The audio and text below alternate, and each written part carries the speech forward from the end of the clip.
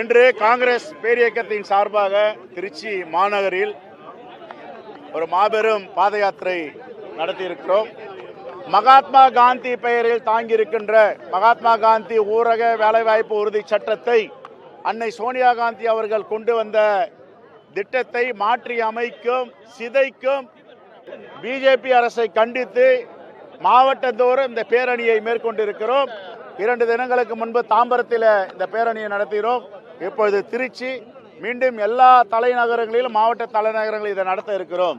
எதற்காக என்றால், அன்னை சோனியா காந்தி கொண்டு வந்த உன்னதமான மகத்தான திட்டமான மகாத்மா காந்தி வேலைவாய்ப்பு உறுதி சட்டத்தை சிதைக்க நினைக்கும் பாஜக அரசு எப்படி 3 கருப்பு சட்டங்கள் வேளாண்மை திருத்த சட்டம் கொண்டு வந்தார்களோ, 13 மாதங்கள் போராடி அந்த சட்டத்தை திரும்ப பெற்றார்களோ, அதே போன்று மகாத்மா காந்தி பெயரை மீண்டும் வைக்க வேண்டும், பழைய நிலையை ஏற்படுத்த வேண்டும். பழைய நிலையை ஏற்படுத்த வேண்டும். 40% மாநிலங்கள் மேல் சுமத்திய இந்த நிதி ஆளுமை சுமையை அவர்கள் எடுக்க வேண்டும். இதை கண்டித்துதான் இன்று நாடு தழுவிய போராட்டமாக எங்கள் தலைவர் ராகுல் காந்தி அவர்களும் மல்லிகார்ஜுன கார்கே அவர்களும் அறிவித்திருக்கிறார்கள். அந்த போராட்டத்தை முன்னெடுத்திருக்கிறோம். ரைட்.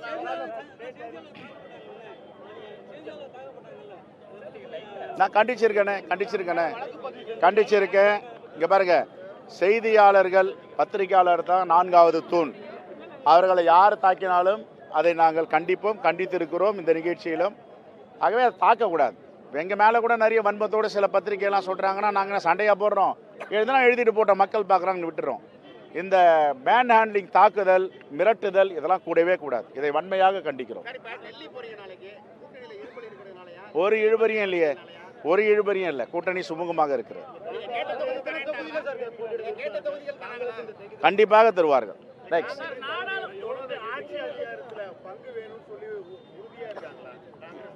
எந்த தலைமை? அது தலைமை சொல்லும். தலைமை தமிழ்நாடு காங்கிரஸ் கமிட்டி, அவர் லீடர்ஸ் எல்லாத்தையும் நாங்கள் அகில இந்திய தலைவர் ராகுல் காந்தியும் தலைவர் மல்லிகார்ஜுன கார்கே முடிவு செய்வார்கள். அகில இந்திய தலைமைக்கு அதை நாங்கள் கொடுத்திருக்கிறோம். அவர்கள் பேச்சுவார்த்தை நடத்துவார்கள். ரைட்.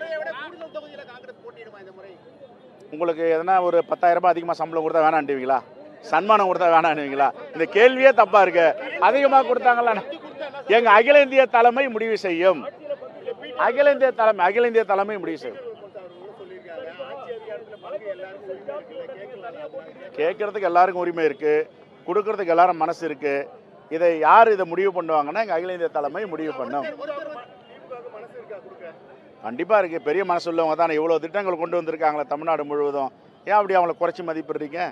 நோவல் ஸ்கீம், இந்தியாவிலே இல்லாத ஸ்கீம்ஸ், இந்தியாவிலே இல்லாத திட்டங்கள், உலகத்தில் இல்லாத திட்டங்கள். காலை உணவு திட்டம், இங்க காலை உணவு திட்டம் வந்த பேர் தான் கனடாவிலேயே காலை உணவு திட்டத்தை ஆரம்பிக்கிறாங்க.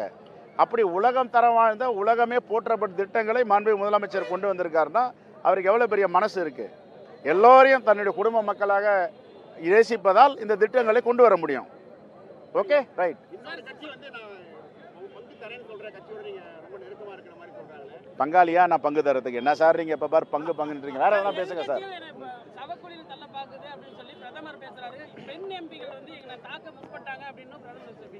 அவர் உலகத்திலேயே ஷேக்ஸ்பியர் நாடகம் பார்த்துருக்கோம், நிறைய நாடகம் பார்த்துருக்கோம். உலகத்திலேயே முதன்மையான நாடக நடிகர் நம்ம பிரதமர் தான். அதுவும் தமிழ்நாட்டு நாடாளுமன்ற உறுப்பினர்கள் போயிட்டு ஓம் பிர்லா ஸ்பீக்கர் அக்யூஸ் பண்ணுறாரு, இவங்கெல்லாம் தாக்க முயற்சித்தாங்க. உடனே அவர் என்ன பண்ணுறாரு, எங்களை சபைக்குழுவில் தள்ள பார்த்தாங்க, நான் அப்படிலாம் பண்ண முடியுமா? பண்ண முடியாது அப்படின்னா என்ன இது? ஒரு பிரதமர் பேசுகிற பேச்சா இது? எப்படி போய் நாடாளுமன்றத்தை தாக்க முடியும்? ஒரு நம்பரையே ஒரு பாராளுமன்ற உறுப்பினரை தாக்க முடியாது.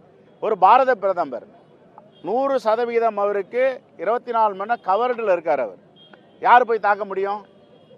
இப்போ உண்மைக்கு புறமான செய்தியை வரலாற்று சிறப்புமிக்க நாடாளுமன்றத்தில் இப்படி பதிவு பண்ணுறாருன்னா இது வருத்தத்தக்கது. எந்த பிரதமரும் இப்படி பேசுவதில்லை. இந்த பிரதமர் ஏன் இப்படி பேசுகிறார் என்று இந்தியா மக்கள் அனைவரும் பார்த்து கொண்டிருக்கிறார்கள்.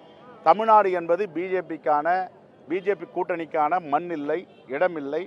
வரலாறு அவர்களை மன்னிக்காது. தமிழ்நாட்டு உரிமையெல்லாம் எடுத்து விட்டார்கள். நிதிநிலை அறிக்கையில் ஒரு பைசா கூட தமிழ்நாட்டிற்கு ஒதுக்கவில்லை.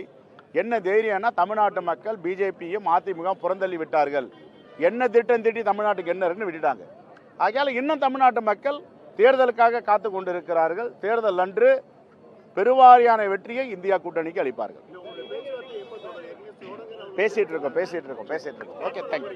பேசிட்டு இருக்கோம், தொடர்ந்து பேசிட்டு இருக்கோம். தேங்க்யூ.